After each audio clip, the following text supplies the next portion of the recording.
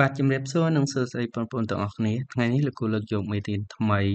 បន្តគឺអានគុំ exponential ប៉ុន្តែមុនដល់អានគុំ exponential លោកគ្រូនឹងមានលំហាត់មួយដែលតាក់ទងជាមួយនឹងអត្រាការប្រាក់បាទឥឡូវយើងចំណុចចាប់ផ្ដើមរបស់យើងចំពោះអានគុំ exponential គឺតាក់ទងជាមួយនឹងនិយមន័យប៉ុន្តែមុននឹងចូលទៅដល់និយមន័យលោកគ្រូមានឧទាហរណ៍ដោយលោកគ្រូបានបញ្ជាក់ខាងដើមអញ្ចឹងគឺបាទលំហាត់តាក់ទងជាមួយនឹងអត្រាការប្រាក់បាទឧទាហរណ៍គេមានប្រាក់ដើមចំនួន$1000ទៅដាក់នៅក្នុងធនាគារមួយដោយទទួលអត្រាការប្រាក់ 10% ក្នុងមួយឆ្នាំបាទគេនេប្រាក់ដែលគាត់ទទួលបានក្នុងឆ្នាំទី1ឆ្នាំទី2ឆ្នាំទី3សំណួរចុងបញ្ចប់គឺសួរថាតើប្រាក់ដែលកើនមានទម្រង់ធម្មតាកន្លែងនេះលោកគ្រូចង់សំដៅទៅលើបាទ linear កំណើន linear មានន័យថាកំណើនហ្នឹងអត់តាក់ទងជាមួយនឹងស្វ័យគុណទេបាទឬក៏កើនឡើងជាទម្រង់ជាស្វ័យគុណបាទអញ្ចឹងលំហាត់នេះគឺយើងអាចថាជាលំហាត់ដែលតាក់ទងជាមួយនឹងជីវភាពរបស់យើងដែលជាទូទៅគឺយើងមានលុយយើងអាចយកទៅដាក់ធនាគារយើងអាចដឹងថាបើសិនជាយើងមានបានទទួលបានអត្រាការប្រាក់ 10% ហ្នឹងតើលុយនៅឆ្នាំទី1ទី2រហូតដល់ឆ្នាំណាមួយដែលយើងចង់បាក់ហ្នឹងតើវាកើនបានប៉ុន្មានបាទអញ្ចឹងនៅពេលដែលយើងមានលុយបើយើងអត់មានរកស៊ីអីទេយើងអាចយកវាទៅដាក់នៅក្នុងធនាគារដើម្បីទទួលអត្រាការប្រាក់ណាមួយដែលជាបាទការចរចារវាងយើងហើយនឹងបាទធនាគារឥឡូវយើងមើលដំណោះស្រាយទាំងអស់គ្នាបាទចំពោះដំណោះស្រាយគឺយើងនៅឆ្នាំទី1អញ្ចឹងរូបមន្តដែលយើងត្រូវប្រើបាទនេះគឺពឹងផ្អែកទៅលើការបាទសិក្សាកន្លងមកហើយជាពិសេសនៅថ្នាក់ទី8បាទថ្នាក់ទី8គឺយើងសិក្សាតាក់ទងជាមួយនឹងភាគរយដែរបាទតាក់ទងជាមួយអត្រាការប្រាក់ហើយចំពោះការសិក្សានេះគឺវាមាន2យើងមានការប្រាក់សមាសហើយនិងការប្រាក់បាទសាមញ្ញកន្លែងនេះលោកគ្រូចង់បញ្ជាក់បន្តិចថាការប្រាក់សមាសហ្នឹងយ៉ាងម៉េចសាមញ្ញយ៉ាងម៉េចបាទការប្រាក់សមាសគឺការប្រាក់ដែលយើងទទួលបានហើយយើងអត់ដកទេអញ្ចឹងអាលុយដែលជាការប្រាក់ហ្នឹងคล้ายទៅជាលុយដើមហើយការប្រាក់សាមញ្ញគឺនៅពេលដែលយើងឧទាហរណ៍ថាបាន1000ហ្នឹងបានអត្រាការប្រាក់នៅចុងឆ្នាំគឺយើងដកបាទអញ្ចឹងយើងដកចេញហ្នឹងលុយដើមរបស់យើងគឺនៅដដែលនៅតែ1000នេះអញ្ចឹងគេការប្រាក់ដែលយើងទទួលបាននៅឆ្នាំបន្ទាប់គឺហៅថាការប្រាក់សាមញ្ញបាទអញ្ចឹងតាមរូបមន្តនេះដែលមាន P0 ជាប្រាក់ដើម A ជាអត្រាការប្រាក់ហើយ N គឺជាឆ្នាំទីមានន័យថាឆ្នាំទីប្រមាណយើងគណនាថាយើងដាក់លុយហ្នឹងទៅដល់ឆ្នាំទីប្រមាណបាទអញ្ចឹងឧទាហរណ៍ថាបាទតាមលំហាត់របស់យើងនេះចំពោះឆ្នាំទី1បាទគឺ P1 បាទនេះគឺ P0 បន្ទាប់មក1បូកជាមួយនឹង A បាទកន្លែងនេះគឺ 0.1 ដោយសារ 10% បាទ 10% យើងគិតទៅគឺ 0.1 បាទស្វ័យគុណ1នេះគឺឆ្នាំមានន័យថាលុយដែលយើងបាននៅចុងឆ្នាំទីបាទ1ហ្នឹងគឺ1100បាទចំពោះឆ្នាំទី2បាទ P2 ប៉ុន្តែកន្លែងនេះ P0 យើងនៅដដែលបាទដោយសារយើងប្រើរូបមន្តនេះគឺការប្រាក់សមាសមានន័យថាប្រាក់ដែលយើងទទួលបានហ្នឹងយើងអត់ដកអីអញ្ចឹងរូបមន្តរបស់យើងគឺ P0 1បូក A ស្វ័យគុណ2បាទយើងជួសមកតម្លៃយើងគឺឃើញ$1210បាទអញ្ចឹងដូចគ្នាដែរចំពោះឆ្នាំទី3បាទឆ្នាំទី3គឺ P3 P0 បូក1កតា1បូក A សេគុណ3បាទអញ្ចឹងអ្វីដែលយើងទទួលបានគឺ$1331បាទអញ្ចឹងបើតាមឆ្នាំទី1ទី2ទី3នោះយើងអាចឆ្លើយសំណួរគួរបាទខបានបាទមានន័យថាការប្រាក់ដែលកើនហ្នឹងគឺមានទម្រង់ជាស្វ័យគុណដែលតាមរូបមន្តរបស់យើងគឺ P n ស្មើនឹង P0 1បូក A បាទស្វ័យគុណ n បាទនេះគឺយើងអាចថាវាជាការប្រាក់សមាសមិនអាចថាទេវាគឺជារូបមន្តសម្រាប់ការគណនាការប្រាក់សមាសបាទមុននឹងចូលនិយមន័យបាទ expo គឺលោកគ្រូមានសំណួរមួយគឺសួរថាតើអា3សេគុណ x ហ្នឹងហៅថាអ្វីគេឲ្យបញ្ជាក់ឲ្យច្បាស់ថា3សេគុណ x ហ្នឹងហៅថាអីហៅថាអីមានន័យថា3ជាអី x ជាអីបាទអញ្ចឹងកន្លែងនេះគឺចំនួន3ស្វ័យគុណ x ហ្នឹងហៅថា exponential ឬក៏ស្វ័យគុណបាទ បាទយើងអាចហៅ exponential ក៏បានស្វ័យគុណក៏បានតាមពិតពាក្យ exponential ហ្នឹងគឺបាទភាសាកម្ចីបន្គេ exponent បាទខ្ញុំអត់ចេះភាសាបារាំងទេបើ exponent គឺស្វ័យគុណបាទដែលយើងចែកច្បាស់ដែលអីគេ3ហ្នឹងហៅថាគោល3ហ្នឹងគឺជាគោលដល់ពេល x ហៅថានីតុសន្នបាទអញ្ចឹងកន្លែងនេះគឺចំពោះយើងទៅសេ3សេគុណ x នេះហៅថា exponential ឬក៏ស្វ័យគុណប៉ុន្តែបើសិនជាយើងទៅសេ y ស្មើនឹង3សេគុណ x វិញវានឹងទៅជាអ្វីដែលយើងកំពុងរងចាំគឺតកតងជាមួយអនុគមបើសិនជាយើងសរសេរ3សេគុណ x វាជាកន្សោមពេជ្រគណិតឬក៏យើងហៅថាដោយសារយើងសរសេរទម្រង់ស្វ័យគុណគឺយើងហៅថាបាទ3ស្វ័យគុណ x ប៉ុន្តែនៅពេលដែលយើងសរសេរបាទជាទម្រង់អនុគមគឺជា y បាទអញ្ចឹងឧទាហរណ៍ថាខ្ញុំចង់សរសេរ y ស្មើនឹង3សេគុណ x អានេះយើងហៅថាអនុគមអញ្ចឹងលោកគ្រូទាញបាននិយមថាន័យថាអនុគម exponential ជាអនុគមដែលមានទម្រង់ y ស្មើនឹង a សេគុណ x ដែល a ធំជាង0មានន័យថាគោលរបស់យើងវិជ្ជមានហើយវាខុសពី1ចំពោះ x គឺដែនកំណត់របស់វាជារបស់ a បាទអញ្ចឹងចំណុចទី2បាទចំណុចទី1គឺតកតងមួយយមន័យអញ្ចឹងឲ្យយើងដឹងថាតើអនុគម expo ហ្នឹងគឺមានទម្រង់អីបាទអញ្ចឹងគឺ y ស្មើនឹង a សេគុណ x បាទចំណុចទី2នេះគឺតកតងជាមួយនឹងការសងក្រាប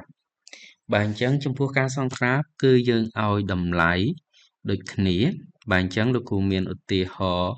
បាទ2គឺ y ស្មើនឹង2សេគុណ x ហើយនឹង y ស្មើនឹង1លើបាទ2ស្វ័យគុណ x នេះថាគុំ2ដែលលោកគ្រូបានបង្ហាញមិញហ្នឹងឥឡូវយើងសង់បាទចំពោះចំណុចកបាទគឺ y ស្មើនឹង2សេគុណ x បាទអញ្ចឹងចំពោះសមីការបន្ទាត់អូខេយើងឲ្យ2ចំណុចទៅយើងអាចគូសក្រាបបានហើយប៉ុន្តែដោយសារនេះជាអនុគមអញ្ចឹងយើងអាចឲ្យច្រើនជាង2ឥឡូវចំពោះបាទជាបទពិសោធន៍គឺយើងអនុគម expo ហ្នឹងយើងអាចឲ្យតម្លៃបាទ0ធំជាង0 2លេខមកទៅជាង0 2លេខអញ្ចឹងកន្លែងនេះបើសិនជាលោកគ្រូឲ្យ x ស្មើ0នេះ1ណាដល់ពេលឲ្យ x ស្មើ1បងយក1យកមកជួសនេះមកបាទវាស្មើ2ដល់ពេល x ស្មើ2 2សេគុណ2វា4ដល់ពេលអានេះបាទ2សេគុណដក1 2សេគុណដក1បងអាចសេថា1លើ2អញ្ចឹងជួសទៅ1លើ2បានកន្លះដល់ពេល2សេគុណដក2វាបាន1លើ4បាទអញ្ចឹង1លើ4បាទ 0.25 បាទយើងដោចំណុចបាននៅលើតម្រុយនេះមកបាទអញ្ចឹងយើងអាចគូសបន្ទាត់នេះបានណាបាទនេះអញ្ចឹងនៅពេលដែល x ស្មើដក2នេះដក2ដក2វា 0.25 វាប្រហែលនៅកន្លែងនេះបាទដល់ពេល x ស្មើដក1បាទដក1គឺវានៅកន្លះបាទវានៅបាទចន្លោះនេះដល់ពេល x ស្មើ0បាទវាស្មើ1ដល់ពេល x ស្មើ1បាទវាស្មើ2បាទដល់ពេល x ស្មើ2វា4បាទកន្លែងនេះរៀងធ្លាក់ចុះបន្តិចបាទអញ្ចឹងចំពោះក្រាបរបស់យើងគឺ y ស្មើនឹង2បាទស្វ័យគុណ x ហ្នឹងគឺវាមានទម្រង់បាទទម្រង់ដូចនេះបាទយើងអាចសង្កេតឃើញថានៅពេលដែលបាទ2ស្វ័យគុណ x នេះក្រាបរបស់យើងកើនហើយបងអាចពិនិត្យចំណុចកខមួយទៀតបាទខ y ស្មើនឹង1លើ2ស្វ័យគុណ x បាទអញ្ចឹងចំពោះតម្លៃអានេះរៀងប្រជ្រះមិនរៀងទេគឺវាប្រជ្រះចំណុចកបន្តិចណានៅពេលដែល x ស្មើដក2កន្លែងនេះ1លើ2សេគុណដក2ហ្នឹងវាទៅជា4វិញដល់ពេល x ស្មើដក1វាស្មើនឹង1លើ2សេគុណដក1អញ្ចឹងវាទៅជាបាទ2ដល់ពេល0ដដែលឯងគឺ01ដល់ពេល1កន្លះដោយសារគេកន្លែង1លើ2អញ្ចឹង 0.5 ណាដល់ពេល2អានេះ1លើ4អញ្ចឹង 0.25 បាទអញ្ចឹងយើងអាចគូសដូចគ្នាបាទកន្លែងនេះគឺបងអាចសង្កេតមើលរវាងចំណុចកហើយនិងខបាទកហើយនិងខគឺយើងសង្កេតឃើញថា y ស្មើនឹង a សេគុណ x ហ្នឹងបាទវាកាត់កន្លែង0 01បាទអញ្ចឹងកន្លែងនេះយើងគូសប៉ុណ្នេះបាទអញ្ចឹងយើងសង្កេតឃើញថាក្រាប y ស្មើនឹង1លើ2បាទ x ហ្នឹងវាចុះបាទវាចុះអីគេពេលដែលដក2អានេះ4ពេលដែលដក1អានេះ2ដល់ពេល0 1ដល់ពេល1វាកន្លះដល់ពេល2វា 0.25 អញ្ចឹងមានន័យថានៅពេលដែល កាន់តែធំវាកាន់តែតូចទៅរកអីគេទៅរក0 បាទអញ្ចឹងក្រាបរបស់យើងគឺបាទចប់ប៉ុណ្ណឹងបាទអញ្ចឹងនេះទម្រង់ទូទៅបណ្ណអនុគម Expo ហើយតាក់ទងជាមួយនឹងក្រាបបន្វាដែលយើងលោកគ្រូបានបង្ហាញមិញឥឡូវលោកគ្រូសរុបបាទជានិយមនៃបន្វាឬក៏ជាទូទៅគេថាបើ a ធំជាង1ក្រាបនៃ y ស្មើនឹង a សេគុណ x ហ្នឹងកើនពីឆ្វេងទៅស្ដាំបាទក្រាបរបស់យើងមិញកើនពីឆ្វេងទៅស្ដាំបាទគេថា y ហ្នឹងជាអនុគមកើនបាទផ្ទុយមកវិញនៅពេលដែល a របស់យើងធំជាង0តូចជាង1បាទក្រាបរបស់យើងគឺចុះពីឆ្វេងបាទចុះពីឆ្វេងទៅស្ដាំបាទ y ស្មើនឹង a សេគុណ x ហ្នឹងជាអនុគមចុះបាទអញ្ចឹងយើងមាន2ចំណុចហ្នឹងដែលសំខាន់ហើយមួយទៀតមិញដូចលោកគ្រូបញ្ជាក់ចំពោះចំណុចកហើយនឹងខបាទគឺអនុគម y ស្មើនឹង a សេគុណ x ហ្នឹងវាកាត់នឹងអ OY ត្រង់ចំណុច01មានន័យថា x 0 y យើង1បាទឥឡូវដើម្បីឲ្យកាន់តែច្បាស់លោកគ្រូមានឧទាហរណ៍មួយទៀតបាទ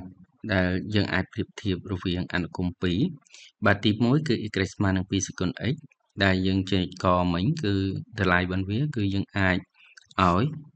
បាទពីដក2រហូតដល់2អញ្ចឹងលោកគ្រូឲ្យ x ស្មើដក2យើងបាន y 0.25បាទ x ដក1 y ស្មើនឹង 0.5 ឬក៏កន្លះបាទយើងយក x ចំជួសកន្លែងនេះដល់ពេល x 0 1បាទ x 1 2ដល់ពេល x 2 4បាទអញ្ចឹងអានេះក្រាប y ស្មើនឹង 2x បាទនេះដូចគ្នាដែរបាទ y ស្មើនឹង2សេគុណ x បូក1អញ្ចឹងតម្លៃដែលយើងឲ្យបាទបងប្អូនខនិយក1ទៅបូកអានេះមកអានេះ1បូកមកបាន1បាទ 0.25 បូកមកបាន 1.5 បូកមកបាន2បូកមកបាន3បូកមកបាន4ឬក៏យើងឲ្យតម្លៃ x នៅនេះហើយយើងទូទាត់ធម្មតាក៏បានដែរប៉ុន្តែបើសិនយើងមានខាងលើហើយបាទគឺយើងអាចបាទគ្រាន់តែបូកចំនួន1ទៅនឹងបាទអាចចំណុចកបាទអញ្ចឹងចំពោះក្រាបរបស់យើងគឺទី1អានេះ y ស្មើនឹងបាទ2សេគុណ x បាទលោកគ្រូរៀងលឿនបន្តិចដោយសារចំណុចនេះយើងបានសិក្សាហើយម្ដងបាទដល់ពេលខ y ស្មើនឹង2សេគុណ x បូក1បាទបងប្អូនអាចសង្កេតឃើញគ្រប់ចំណុចទាំងអស់របស់វាគឺយើងបូកមួយឯកតាបាទកន្លែងនេះ 0.25 ទៅនេះ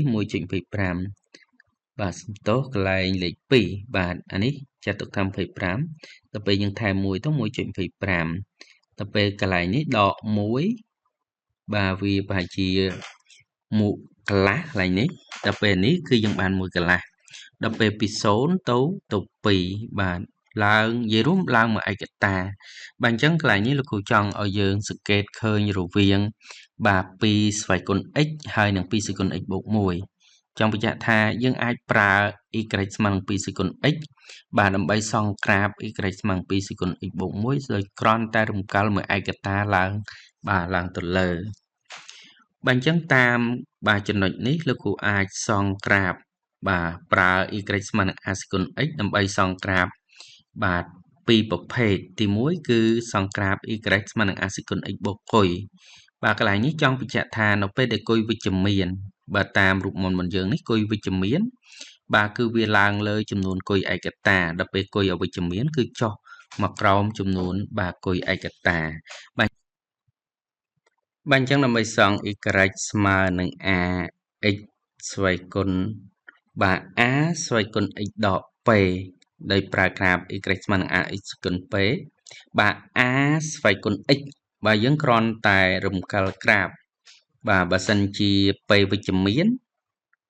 បាទយើងរំកិលទៅខាងស្ដាំចំនួន p ឯកតាបើសិនជា p អវិជ្ជមានបាទយើងរំកិលទៅខាងឆ្វេងចំនួន p ឯកតាអញ្ចឹងខុសពីឥឡូវនៅពេលដែលយើងបូកគុយបាទបើគុយវិជ្ជមានរំកិលឡើងលើបើគុយអវិជ្ជមានរំកិលចុះក្រោមដល់ពេលចំពោះស្វ័យគុណ y ស្មើនឹង a សេគុណ x ដក p បាទនៅពេលដែល p វិជ្ជមានយើងរំកិលទៅខាងស្ដាំ p អវិជ្ជមានយើងរំកិលទៅខាងឆ្វេងបាទចំពោះក្រាបមួយទៀតគឺ y ស្មើនឹងដក a សេគុណ x បាទយើងគ្រាន់តែសង់ y ស្មើនឹង a សេគុណ x ហើយបន្ទាប់មកឆ្លោះវាធៀបទៅនឹងបាទ x មានន័យថាយើងសង់ y ស្មើនឹង a សេគុណ x ហើយបន្ទាប់មកយើងខណ្ឌឆ្លោះ a y ស្មើនឹង a សេគុណ x ហ្នឹងទៅជាមួយនឹងក្រាបឬក៏អមិនក្រាបទេគឺអ OX បាទលោកគ្រូមានឧទាហរណ៍3ក y ស្មើនឹង3សេគុណ x ដក1បាទខ y ស្មើនឹង3សេគុណ x ហើយបូក1ទៅពេលក y ស្មើនឹងបាទ3ស្វ័យគុណ x ដក1កន្លែងនេះនៅខាងលើបាទអញ្ចឹងដើម្បីសង្ក្រាបហ្នឹងគឺយើងឲ្យតម្លៃបាទលោកគ្រូមាន y ស្មើនឹង3សេគុណ x ដក1បាទយើងអាចឲ្យតម្លៃនេះមកបាទ3សេគុណដក2បាទ1លើ9អញ្ចឹងខ្ញុំចែកទៅបានប្រផែលនេះបាទដល់ពេល3សេគុណដក1បាទបានផែលនេះហើយដល់ពេលបាទ3សេគុណ0 3សេគុណ0បាទ1 1ដក1 0ដល់ពេល3សេគុណ1 3 3ដក1 2ដល់ពេលនេះ3សេគុណ2 9អញ្ចឹងដកមក8បាទអញ្ចឹងអានេះក្រាបរបស់វាគឺទម្រង់នេះបាទ y ស្មើនឹង3សេគុណ x ដក1បាទអញ្ចឹងវាកាត់កន្លែងពិសេសគឺខ្ញុំយកអាចំណុចកន្លែងគុតទៅល្អនេះគឺ0 0 0ដល់ពេល1 2ដល់ពេល2 8វារៀងឆ្ងាយឡើងទៅលើបាទអញ្ចឹងខ្ញុំយកប៉ុណ្ណឹងបាទអញ្ចឹងចំពោះខដូចគ្នាដែរយើងឲ្យតម្លៃដូចគ្នាបាទនៅពេលដែល2បានប៉ុណ្នេះបាទពួនសួរថាតើយើងជួសនៅណាយើងយកអាដក2យកមកជួសកន្លែងនេះបាទជួសហើយឃើញតម្លៃប៉ុន្មានយើងយកមកបូកអានេះបាទអញ្ចឹងឧទាហរណ៍ងាយគឺកន្លែង x ស្មើ0ណា3សេគុណ0ស្មើ1មក1បូក2ដល់ពេលនេះ3សេគុណ1 3 3បូក1 4បាទ3សេគុណ2 9 9បូក2បាទ10បាទអញ្ចឹងក្រាបរបស់យើងគឺនេះបាទអានេះបាទគឺ y ស្មើបាទ3សេគុណ x បូក1បាទចំពោះក្រាបមួយទៀតគឺ y ស្មើនឹង3ស្វ័យគុណ x ដក1បាទអានេះតម្លៃគឺឲ្យដូចគ្នាខ្ញុំឲ្យងាយគឺនៅពេលដែល x ស្មើ1នេះ0បាទអញ្ចឹង3សេគុណ0 1ដល់ពេល x ស្មើ1បាទ x ស្មើ2 2ដក1 2បាទ2ដក1 1បាទ3សេគុណ1បាទ3បាទអញ្ចឹងយើងឲ្យហើយយើងគូសក្រាបបាទនេះក្រាប y ស្មើនឹង3សេគុណ x ដក1បាទចំណុចដែលសំខាន់គឺកន្លែង1នេះ1ចំណុច1បាទអញ្ចឹងក្រាបនេះគឺក្រាប y ស្មើនឹង3សេគុណ x ដក1បាទអញ្ចឹងចំពោះខ្លឹមសារមេរៀនរបស់យើងថ្ងៃនេះគឺចប់ប៉ុណ្ណឹងអញ្ចឹងចំពោះខ្លឹមសារគឺយើងចង់ឲ្យបាទបងប្អូនយល់ច្បាស់អំពីរបៀបនៃការសង់ក្រាបនៃអនុគម Expo ចំណុចទី1គឺនិយមនៃអនុគម Expo ចំណុចទី2គឺបាទសង់ក្រាបអនុគម Expo ដោយប្រើក្រាបដែលយើងមានស្រាប់បាទអញ្ចឹងអរគុណចំពោះការយកចិត្តទុកដាក់ទស្ស